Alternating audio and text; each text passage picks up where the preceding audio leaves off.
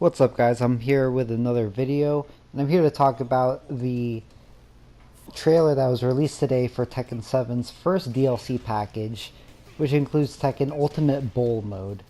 I'm also going to talk about the DLC plans that was going to be released for Tekken 7 for the rest of the year. Now, for the record, I actually haven't played Tekken Bowl, which was, I believe, released on Tekken Tag 1. I actually haven't played that game, but from what I've heard, a lot of people really like that mode. So I'm all for it. I'm not going to be a hater and say that, this isn't a good inclusion or it's very lackluster. But, I'm fine with that. But as for the rest of the DLC, from what I could see, uh, the rest of the DLC plans included in the season pass. Now, what it says here, DLC Pack 1, planned for summer 2017. This is the one that's being released this August. New game mode added, which is going to be Tekken Bowl. Over 50 new costumes added to the game. And that's it. DLC Pack 2 planned for winter of 2017. A new guest character being added to the game, a new stage for the guest character, and costumes for the guest character to switch into. DLC Pack number 3, planned for early 2018. A new guest character being added to the game, a new stage for the guest character, and costumes for the guest character to switch into. And that's that. Those are the plans for the season pass. Now, from what I'm getting from this, it looks like if you buy the season pass, you're getting Tekken Bowl and two guest characters at that, not returning characters, two guest characters.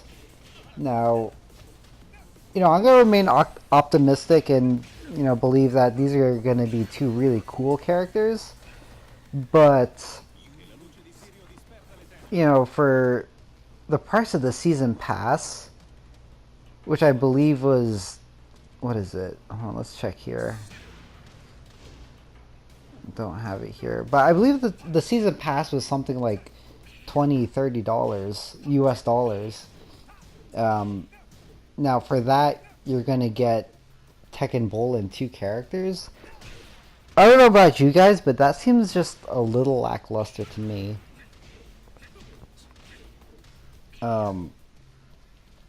You look at games like Street Fighter V, which included, at this point in time, 2 seasons worth of characters for free. Now, granted, the season pass holders get them right away, but at least those who have the game don't have to use real money to get those characters. That's what Season 1 DLC had. Let's see, it had Alex, Ibuki, Yuri and Juri, Balrog, and Guile. That's 6 characters. 6 characters for free. Now, I know that Street Fighter V gets a lot of flack. It gets a lot of hate for its lack of content. But at least with its post-launch, it's getting a lot of content free of charge, really. Now, for me to shell out, what is it, $20 or so? At least 20, I know it's at least $20. To get characters, 2 characters, and Tekken Bowl, that seems like a lot. Me personally, I was looking forward to a lot of returning characters. Characters like my longtime main Anna, which I know a lot of people really wanted as well. And also, a lot of people are also clamoring for returning characters such as Julia and Lei and June. Well, June I could understand because those people have Asuka. But people like me who mained Anna, we don't really have anything. I mean, there is Nina, but Nina just doesn't scratch that itch for me. She's way too... She's like a more technical version of Anna.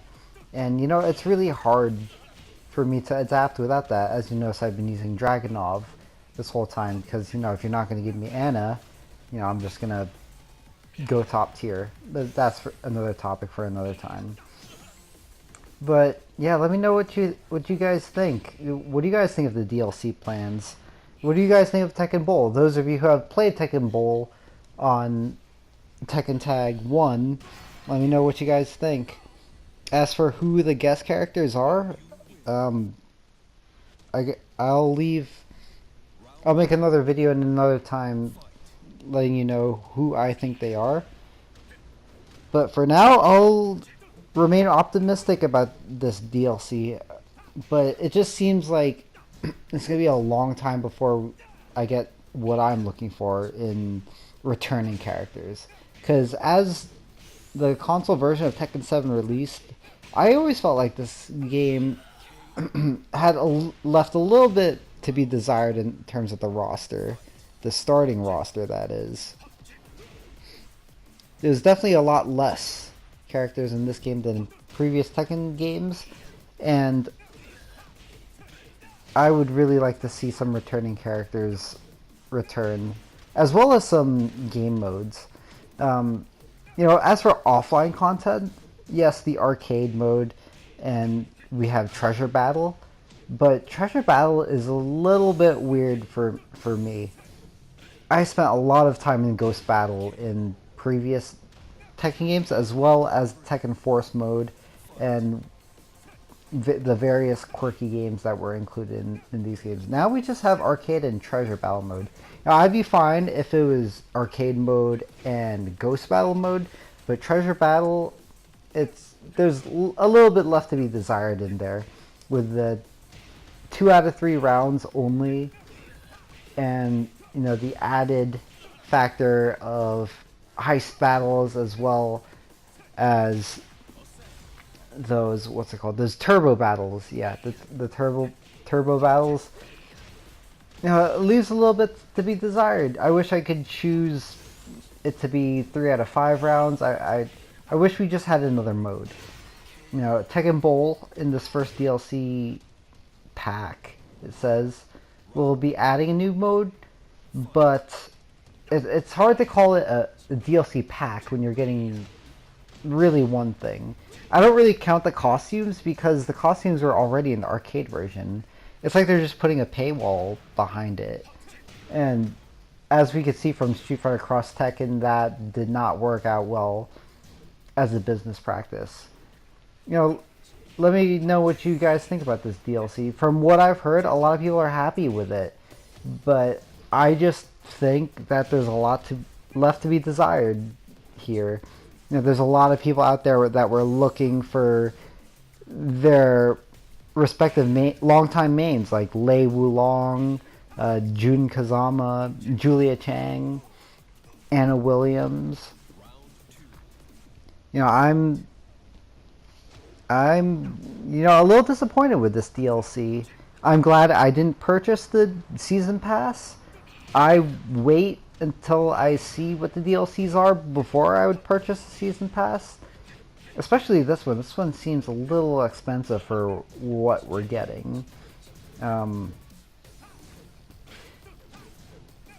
But in all honesty, if I have to let you guys know what I think, I really think there's a lot to be left desired with this DLC.